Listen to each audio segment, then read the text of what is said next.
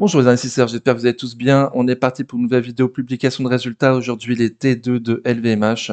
Je vous spoil, c'est pas terrible, hein, c'est vraiment pas terrible. Avant de faire ça, je fais la recommandation d'usage. Je vous rappelle que je ne suis pas un professionnel ni un conseiller financier, mais un simple amateur qui cherche à partager sa passion. Formez-vous et faites-vous vos propres convictions. Il y a beaucoup de choses gratuites sur Internet, donc il n'y a aucune raison de ne pas se former. Vous êtes seul responsable de vos investissements, du choix des positions et donc des plus-values et des moins-values qui vont avec. OK, donc on regarde, hop, l'évolution des ventes par activité. Donc je nous ai mis au milieu de la publication des résultats pour voir que c'était pas terrible, hein. Tout est en négatif. En croissance organique, on a -3. En publié avec le taux de change, on a -4. Donc c'est pas très, très bon. Par contre, on est au-dessus du consensus au niveau du chiffre d'affaires. Donc ils ont publié, pardon, 39,810 milliards au premier semestre 2025 et il était attendu 39,760 milliards. Donc très, très bien. Ils ont fait 50 millions de plus que, ce qu'attendait le consensus.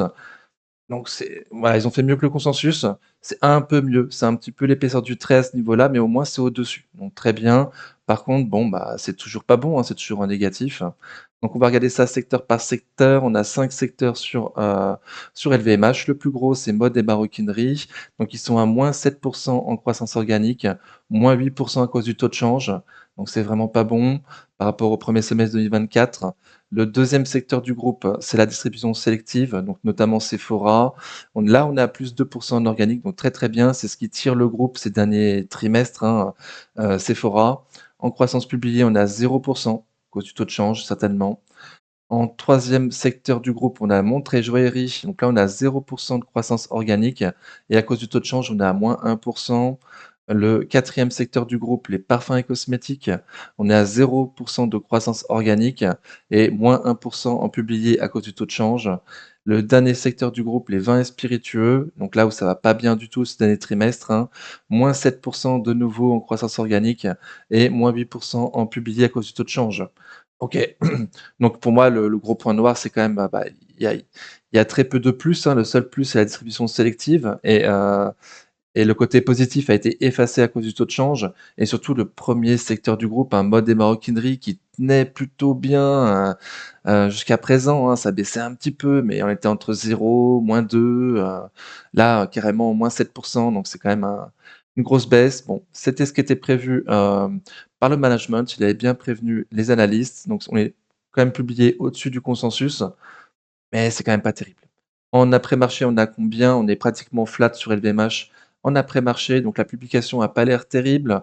Bon, on est déjà à un prix qui est intéressant pour moi, hein, qui se regarde. Pour du long terme, je pense que, heu, des début de ligne ou renforcer à ce niveau-là, ça me semble jouable. Ça me semble intéressant, mais toujours pas de rebond de l'activité en vue, quoi. Donc on va tout se lire de nouveau. Ensuite, on regardera les fondamentaux de l'entreprise pour nous refaire un petit point et on finira sur le graphique comme d'habitude. OK, donc les chiffres clés du premier semestre 2025. -3 au niveau des ventes par rapport au premier semestre 2024, donc c'est ce qu'on a vu juste avant. Résultat opérationnel courant, -15. Aïe, aïe, aïe, donc ça fait mal. Une marge opérationnelle de 22,6, donc elle a forcément baissé. On n'a pas le chiffre, mais ça a baissé. On a un cash flow disponible de +29. Donc ça, c'est très, très bien, super. Mais le résultat net, il est en grosse baisse quand même, hein, donc bon, c'est le plus important, c'est quand même le résultat net. Investissement, d'exploitation 2,4 milliards, donc ils ont investi 2,4 milliards, très, très bien et un ratio d'endettement net sur capitaux propres de 15,2. Donc il me semble avoir vu que la dette avait un petit peu baissé, lors de ce trimestre. OK, donc rappelez-vous bien les chiffres qu'on a vus juste avant, hein. Le management est toujours avec des termes comme résultats solides, on a bien tenu, voilà, c'est très bien, machin, mais rappelez-vous que les chiffres étaient tous négatifs, quoi, hein. Donc résultats solides de LVMH au premier semestre 2025 malgré la conjoncture. Mmh. Demande locale solide en Europe et aux États-Unis, donc on regardera tout à l'heure la répartition géographique si c'est bien le cas. Dépenses de la clientèle touristique impactées par l'évolution brutale des devises au deuxième trimestre. Contexte macroéconomique incertain, accélération de l'efficacité opérationnelle. Elle il me semble que, bon, on verra tout à l'heure. Vins et spiritueux, donc là où ça va vraiment pas bien ces derniers trimestres. Amélioration des tendances pour le champagne et les vins. Demande faible pour le cognac. Donc on a vu, c'était toujours à -7 En organique, hein, le vin est spiritueux. Mode et maroquinerie, donc le premier secteur du groupe, bonne résistance auprès de la clientèle locale. Dépenses touristiques impactées par l'évolution des devises, donc -7 hein, de nouveau en publié, donc pas bon, hein. Parfums et cosmétiques, poursuite des innovations et distribution sélective, ouais. Montée joaillerie, succès des icônes. Lancement du partenariat avec la Formule 1, donc 0% de croissance sur la montrée joaillerie, hein. Sephora, poursuite de la bonne progression, sur une base de comparaison élevée. Très, très bien, ça c'est bien. Et DFS, donc ça c'est surtout, les ventes, en duty free dans les aéroports notamment. Mesures de réduction des coûts et rationalisation des opérations. OK, donc on a vu que je crois qu'il y avait la Chine, hein, qui avait mis des mesures pour limiter un petit peu hem,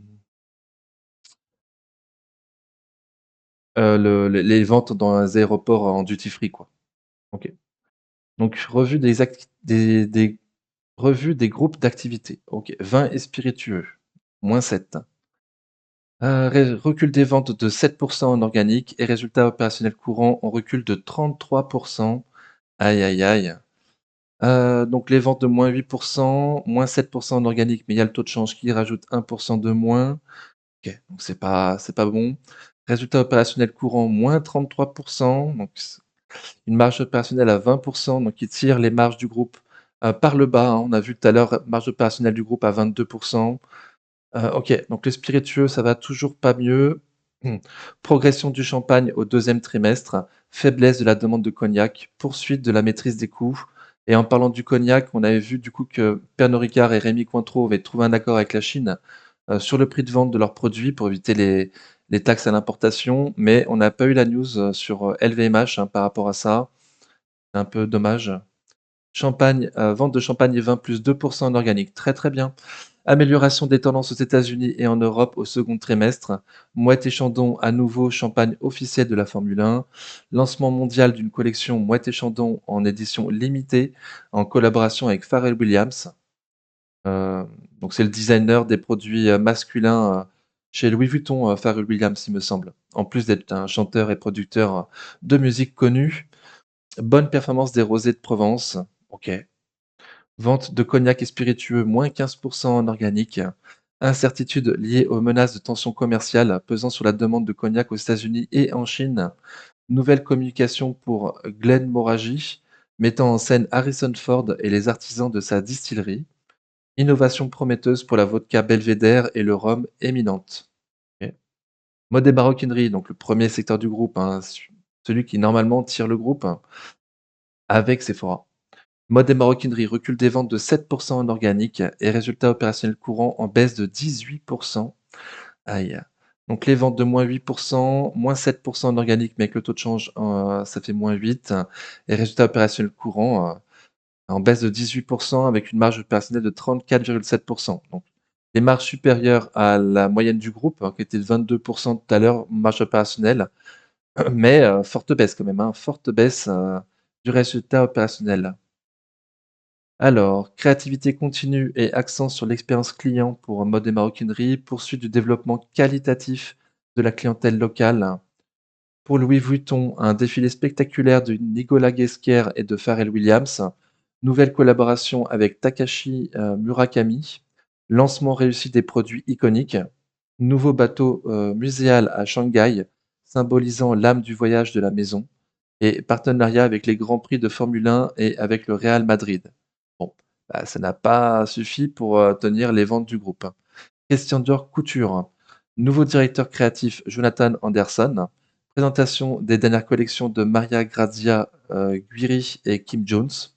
Nouvelle collection de haute joaillerie, Durexis, créée par Victoire de Castellane. Succès des nouveautés. Bon, ça se voit pas dans les chiffres, hein, les succès des nouveautés.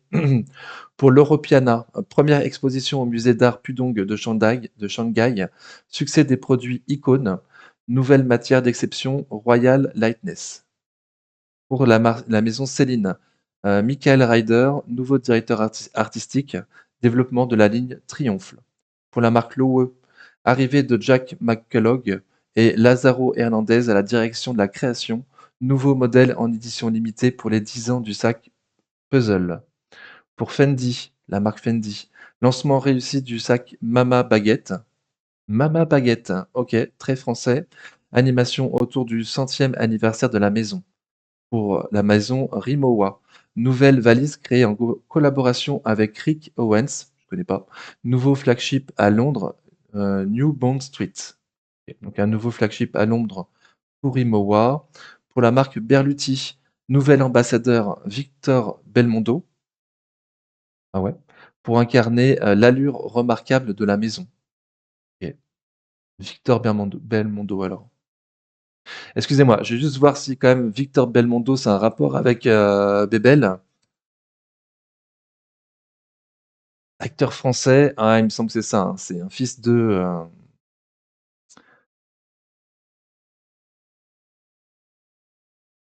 mmh, père Paul Belmondo. Ouais, OK, c'est ça, OK. Donc c'est le fils de Paul Belmondo. Bon, OK. Non, je sais pas dans quel film il a joué, hein, bref. Parfums et cosmétiques, donc une grosse maison, du groupe. Parfums et cosmétiques, vente stable en organique et résultat opérationnel courant en baisse de 4. Donc 0 de croissance en organique avec le taux de change au niveau des ventes, ça fait moins 1 et le résultat opérationnel courant a baissé de 4.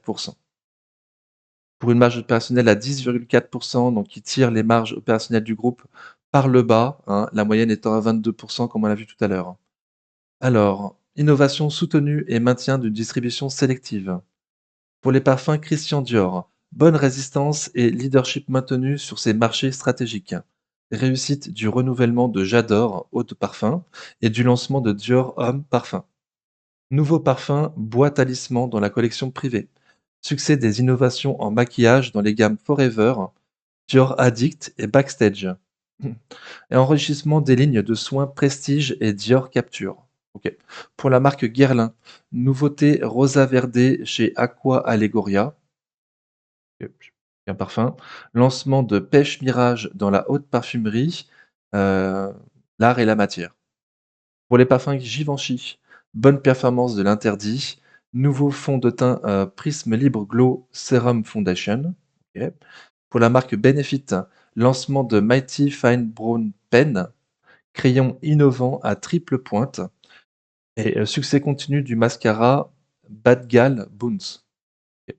Pour la marque Makeup Forever, déploiement de la gamme Super Boost et des crayons multi-usages Artist Color.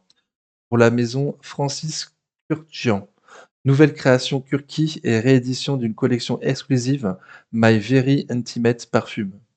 Pour la marque Aqua di Parma, inauguration du flagship Casa Aqua di Parma à Paris. Nouvelle eau de parfum Buongiorno. Buongiorno. Pratiquement bonjour en italien. Ok. Pour les montres et joaillerie. Vente stable en organique et résultat opérationnel courant en baisse de 13, donc 0 de croissance en organique sur les montres et joaillerie. Avec le taux de change, on est à moins 1 sur les ventes. Et pour le résultat opérationnel courant, par contre, là, il baisse vachement, de 13, alors on est pratiquement flat au niveau des ventes. OK, c'est un peu surprenant. Une marge opérationnelle qui est, moins bonne que la moyenne du groupe, à 15 uniquement pour ce semestre. Donc toujours qui tire, par le bas la moyenne des marges opérationnelles du groupe. OK. Alors, innovation continue en joaillerie et horlogerie, poursuite de la rénovation des boutiques de Tiffany & Co. Alors pour Tiffany & Co, développement des lignes iconiques Tiffany T, Lock, Hardware et Knot. Bon. Poursuite de la rénovation du réseau de boutiques avec le nouveau concept. Ouverture à Milan du plus grand flagship européen de la maison. Accueil enthousiaste de la collection de haute joaillerie Blue Book 2025 Sea of Wonder. Ok. Pour la maison Bulgari, exposition Serpenti Infinito à Shanghai et Séoul. Succès de la collection de haute joaillerie Polychroma. Bon, c'est pas un si gros succès que ça, sinon il y aurait une croissance du chiffre d'affaires à des ventes. Nouveau record de finesse pour la montre Octo Finissimo Ultra Tourbillon. Ok. Nouveau flagship via Monte Napoleone à Milan. Donc c'est le enfin, le beau quartier de Milan avec le nouveau flagship de Bulgarie. Donc très très bien. Extension de la Manufactura à Valenza. Ok. Pour la marque te montre Tag Heuer. Forte visibilité du Formula One, Tag Heuer Grand Prix de Monaco. Nouveauté dans la ligne Formula One. Pour la marque Hublot, nouveau modèle pour les 20 ans de la collection Big Bang. Pour la marque Zenith, édition limitée de la GFJ calibre 135 pour le 160e anniversaire de la maison. Pour la marque Chaumet, une nouvelle collection de haute joaillerie, Jewel by Nature, développement continu de billes de Chaumet. Et pour la marque Fred, renforcement de la collection Force 10, nouveauté en haute joaillerie dévoilée lors du festival de Cannes. La distribution sélective, donc c'est là où ça a bien marché, hein, le seul secteur où ça a bien marché, Sephora de nouveau. Croissance organique des ventes de 2 et résultat opérationnel courant en hausse de 12. OK, donc là, très, très, très bien. Une croissance de 2 en organique des chiffres d'affaires. À cause, du taux de change, on est à zéro par rapport au semestre 2024. Mais par contre, le résultat opérationnel courant, il a fortement augmenté, donc très, très bien. Donc les marges sont un peu faibles, hein, sur, distribution sélective, pardon. Donc de nouveau, les marges opérationnelles, tirent par le bas, la moyenne des marges du groupe, hein, qui sont tirées vraiment par le haut, par la mode et maroquinerie. OK. Donc 12 de résultats opérationnels courants avec, des ventes, stables. Très, très bien. Pourvu que ça continue. Mmh. Donc progression continue de Sephora, amélioration de la rentabilité de DFS, encore pénalisée par la conjoncture internationale. Alors pour Sephora, progression soutenue en Europe, au Moyen-Orient et en Amérique latine. Ah, et pas en Amérique, du Nord du coup? OK, surprenant. Bonne dynamique de l'activité en boutique, succès de la stratégie de différenciation à travers les marques exclusives et poursuite de l'expansion du réseau de distribution, notamment au Royaume-Uni. OK. Pour DFS, réduction des coûts et poursuite de la rationalisation des opérations, cessation d'activité de la Galleria de Venise. Donc, distribution sélective, hein, mais OK. Donc demande encore faible à Hong Kong et Macao.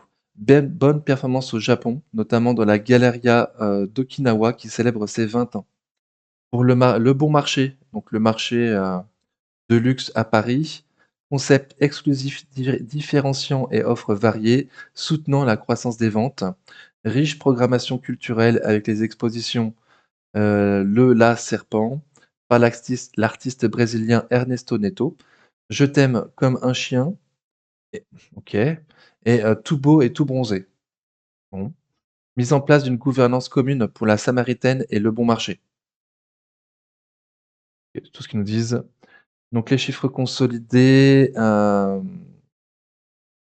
on était à 41 milliards de chiffre d'affaires au premier semestre 2024. On a une décroissance de 3 ce semestre. On a fait périmètre à zéro, donc ils n'ont pas acheté, ni vendu d'entreprise pendant ce temps et un effet de change négatif à -1, ce qui donne un total de -4 de l'évolution des ventes au premier semestre 2025 par rapport au premier semestre 2024. -4. Un bon équilibre géographique des ventes, donc ça a toujours été le cas. 25 des ventes aux États-Unis, donc c'est la même chose qu'au premier semestre 2024. 8 des ventes en France, c'est la même chose qu'au premier semestre 2024. 17 des ventes en Europe, hors France, donc c'est 1 de mieux qu'au premier semestre 2024. Asie, 28 hors Japon, 28 des ventes du groupe, contre 30 au premier semestre 2024 et le Japon, 8 des ventes du groupe contre 9 au premier semestre 2024. OK, donc des petites variations, mais l'un dans l'autre, effectivement, ça reste très bien, développé. Enfin, ils ont une bonne répartition de leurs ventes, par région. Ça, c'est bien, il y a pas un marché qui est vraiment trop prenant par rapport aux autres. Europe et États-Unis soutenus par la clientèle locale. Japon en recul face à une base de comparaison exceptionnellement élevée. Donc je vous rappelle qu'avec la baisse du yen l'année dernière, beaucoup de touristes asiatiques étaient venus au Japon, pour acheter leurs produits de luxe l'année dernière. Donc du coup, cette année, c'est moins le cas et ça se voit au niveau des chiffres. Donc l'évolution des ventes trimestrielles, par région. Trimestrielles? OK. Donc le T1 2025, le T2 2025, 0. Donc celui qu'on vient d'avoir, il a 0 de croissance aux États-Unis et du coup, ça fait -1 sur le semestre. Au Japon, on était seulement à -1 de ventes, au trimestre dernier. Ce trimestre-là, on a un effondrement des ventes de 28 des ventes au Japon. Au final, ça fait -15 sur le secteur Japon pour le semestre 2025, pour le premier semestre 2025. Pour l'Asie hors Japon, donc ça allait déjà mal le trimestre dernier avec une baisse de 11 du chiffre d'affaires. Ça c'est toujours mauvais pour ce trimestre, mais c'est moins pire que le premier trimestre. On est à seulement à -6 pour ce trimestre. Au final, sur le semestre, ça fait une baisse de -9. En Europe, ah, il y a du plus. Donc on était à +2 au dernier trimestre. Là, on fait -1 pour ce trimestre-là. Bon, donc sur le semestre, ça fait +1 uniquement. OK, donc énormément de négatifs, hein, et quand c'est positif, c'est vraiment pas beaucoup, hein. On va se refaire un petit tour vite fait du futur. On est flat sur LVMH. Bon, donc le prix est intéressant, mais la publication est pas belle, hein, la publication est pas belle. Donc le tableau qu'on a déjà vu au départ, hein, -4 en publié, pour ce semestre par rapport au semestre 2024 et -3 en organique. Donc c'est pas bon, mais c'était ce qui était prévu par le consensus en tout cas. Ils nous disent une bonne résistance au premier semestre 2025 dans un contexte perturbé. Évolution des organiques des ventes par groupe d'activité, par trimestre du coup. Donc pour ce trimestre-là, vin et spiritueux, -4, donc c'est moins pire qu'au premier trimestre, OK, donc il y a un peu de mieux. Mode et maroquinerie, -9, donc c'est ce que je vous disais tout à l'heure, hein. Jusqu'à présent, ça se tenait bien la mode et maroquinerie, on était à -5 au dernier trimestre et là, -9, donc pratiquement 2 fois moins bien, hein. OK, ça c'est surprenant, c'est pas bon en tout cas sur le premier secteur, c'est pas bon.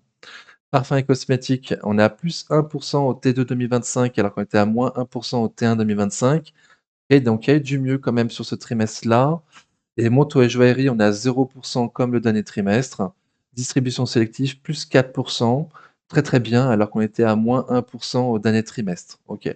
Donc sur le semestre au final, ça reste mauvais, hein, c'est ce qu'on a vu, hein, c'est pas bon, hein.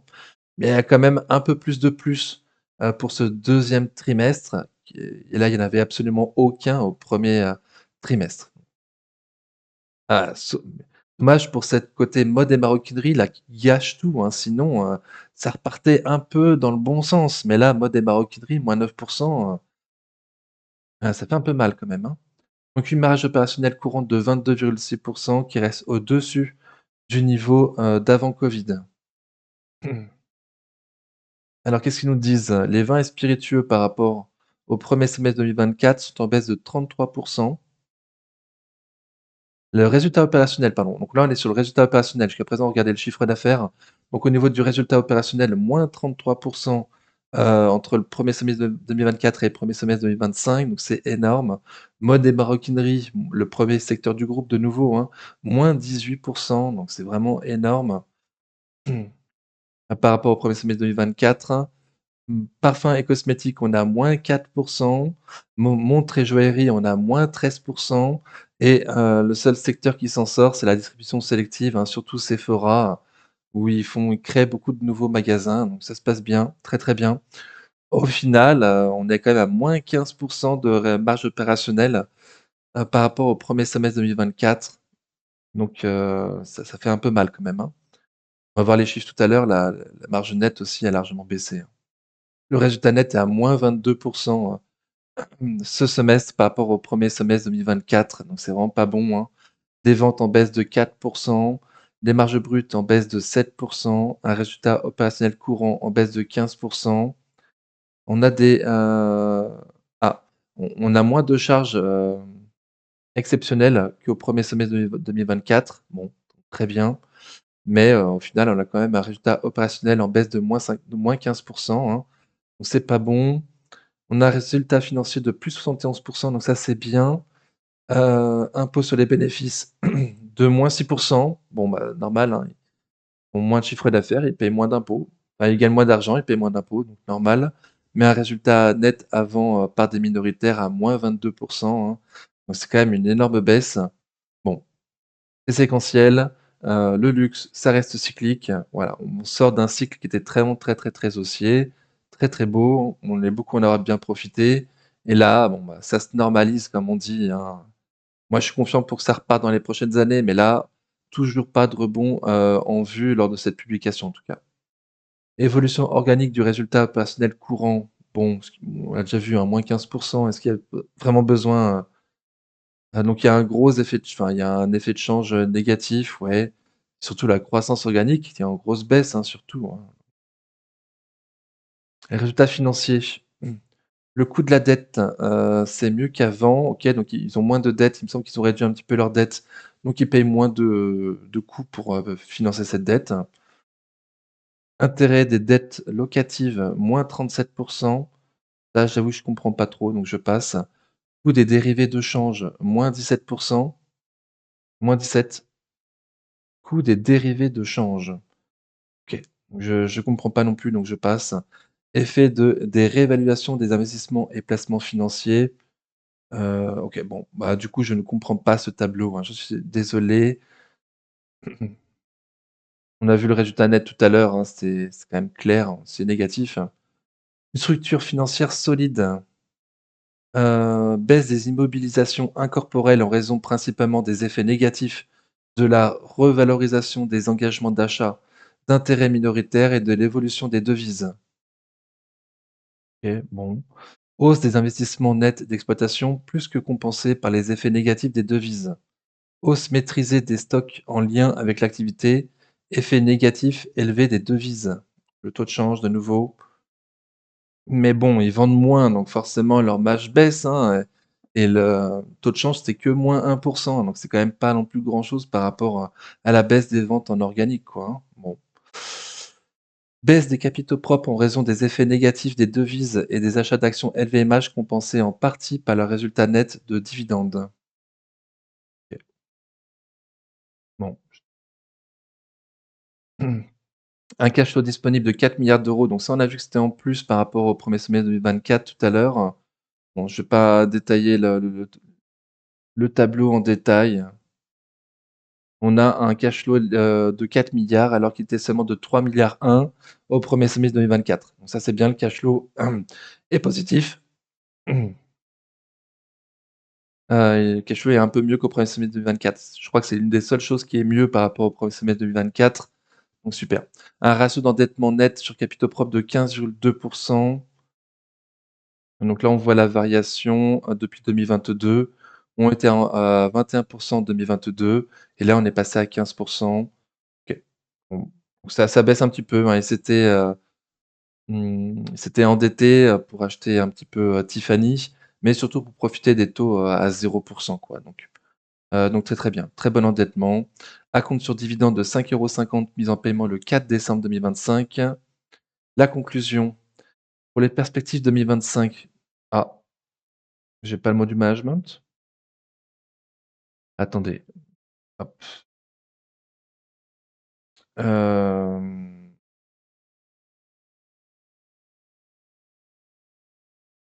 il me semble avoir vu des perspectives plus propres sur cette page, donc perspective 2025. Dans un contexte géopolitique et économique incertain, le groupe reste confiant et maintiendra une stratégie centrée sur le renforcement continu de la désirabilité de ses marques, en s'appuyant sur l'exceptionnelle qualité de ses produits et sur l'excellence de sa distribution. Notre politique exigeante de qualité pour toutes nos réalisations, le dynamisme et la créativité incomparables de nos équipes nous permettront de renforcer encore en 2025 l'avance du groupe LVMH sur le marché mondial du luxe. Ok, donc il n'y a rien à dire en fait, hein, il n'y a rien de spécial. Ok, donc non, rien de spécial. On a tout vu, je pense. Donc on va se refaire un petit tour sur les fondas, je vérifie, on a tout vu. Donc on se refait un petit point sur les fondas de l'entreprise LVMH avant d'aller voir le graphique. Donc on est toujours flat en après-clôture. Donc un chiffre d'affaires supérieur au consensus. Donc c'est bien, on était prévenu par le management que ça allait pas être terrible ce trimestre, mais toujours pas de rebond de l'activité en vue en tout cas. Alors sur LVMH, on a des ROE attendus cette année à 15, donc c'est très bien, c'est ce qu'on attend sur la chaîne, minimum 15 pour nos entreprises, et même si possible 20, hein. Donc c'est quand même une grosse baisse par rapport aux années précédentes. À la sortie du Covid, les retours sur capitaux propres étaient vraiment exceptionnels, hein, au entre 25 et 30, donc très, très bien. Historiquement, on a des ROE entre 15 et 20. Donc là, on est retourné, au niveau de retour sur capitaux propres de ROE, au même niveau qu'avant covid. Voilà, donc c'est entre 15 et 20, donc c'est quand même bien.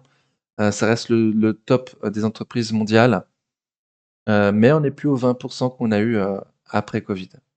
Pour le ROA, j'attends un ROA de 7,5 et là, il est attendu pour cette année seulement 7,45, donc un petit peu en dessous de ma cible.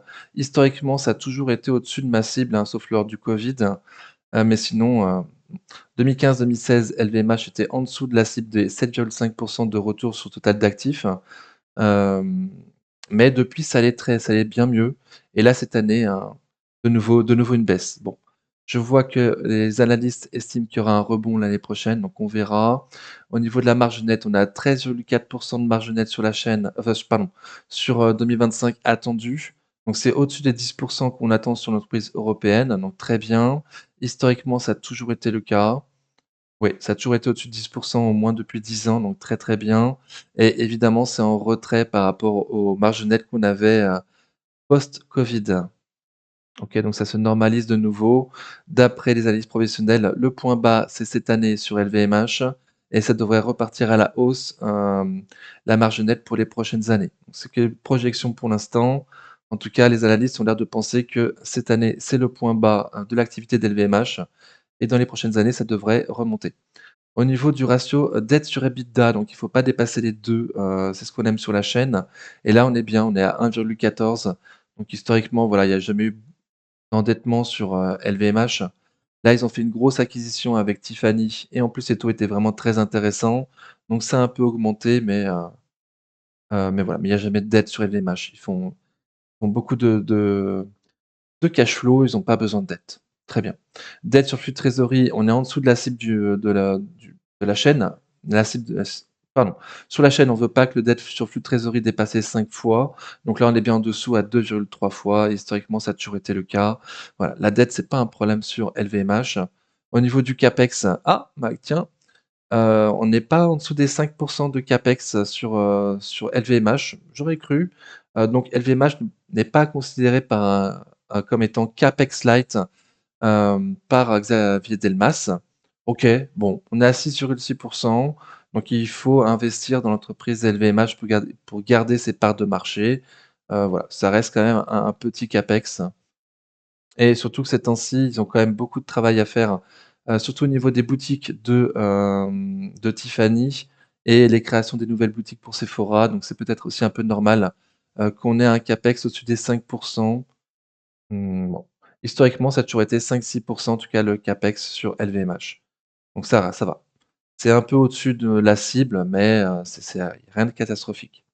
Au niveau de la croissance du bénéfice par action, donc on a eu 17 de, décroissance l'année dernière, en 2024 par rapport à 2023. Cette année, il est de nouveau attendu une baisse du bénéfice par action de 12 et comme je vous disais, donc il est attendu par les analystes professionnels que ce soit le point bas, et que ça reparte dans les prochaines années avec une croissance attendue en 2026 de 12 et en 2027 de 12 également. Donc c'est des projections de nouveau, on va voir.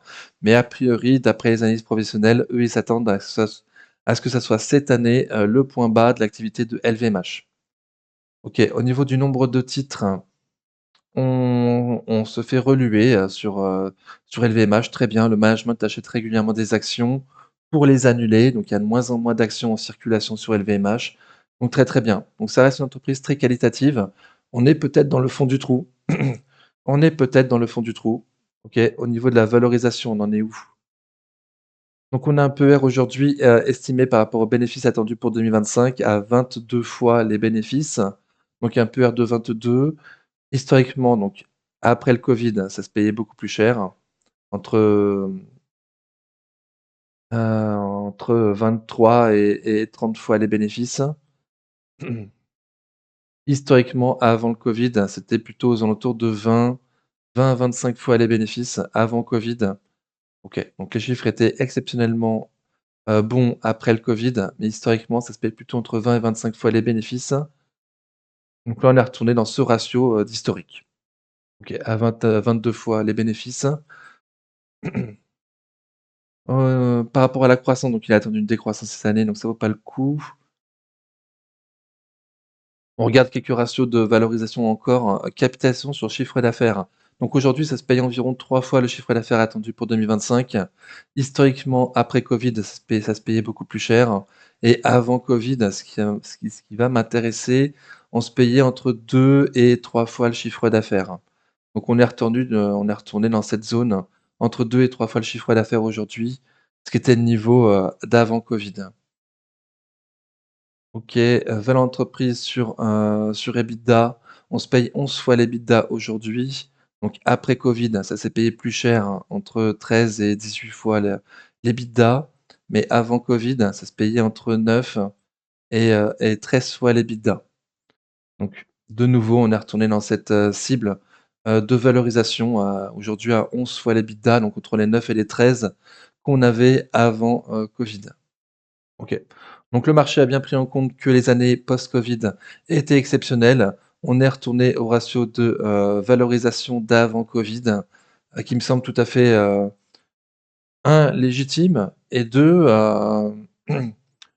une petite opportunité d'après moi. Mais attention, j'ai des biais, je suis dessus. Mon PRU est plus élevé que le prix actuel, donc je trouve qu'à prix actuel, on a un bon prix. Hem, surtout si ça repart dans les prochaines années comme il est attendu par les analystes professionnels. OK, le rendement il est tout pourri, hein, c'est pas une entreprise à dividendes, donc on s'en fiche. OK, donc je pense avoir fait le tour, rapide, pardon, des ratios de, LVMH qui nous intéressent. Maintenant on passe au graphique. Donc je mets pas à jour mes prix, j'ai mis à jour mes prix il y a peu de temps, hein, je pense qu'ils sont toujours justes. Dans une semaine, je remettrai à jour mes prix.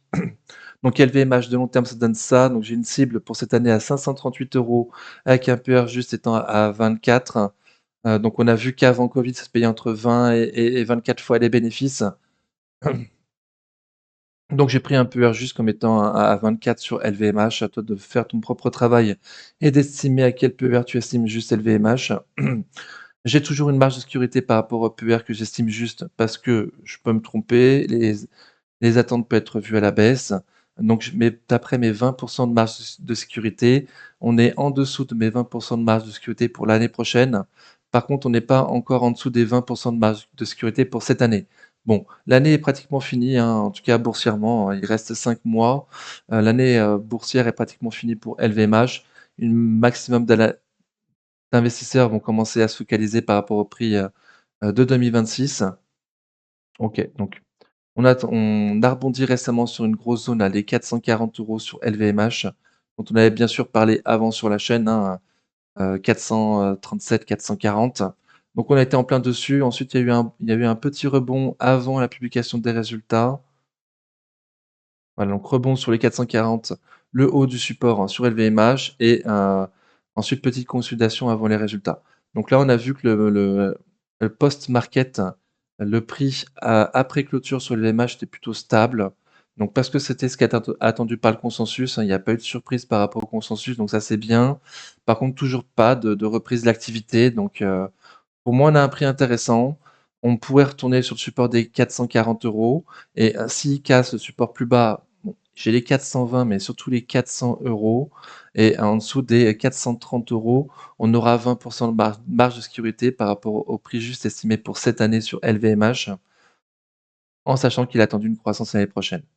Bon, tout ira bien mieux quand il y aura, des publications avec beaucoup plus de plus, un peu partout dans chaque secteur. Là, il y avait quand même beaucoup de moins, et du zéro et du moins, donc toujours pas de reprise de l'activité, hein.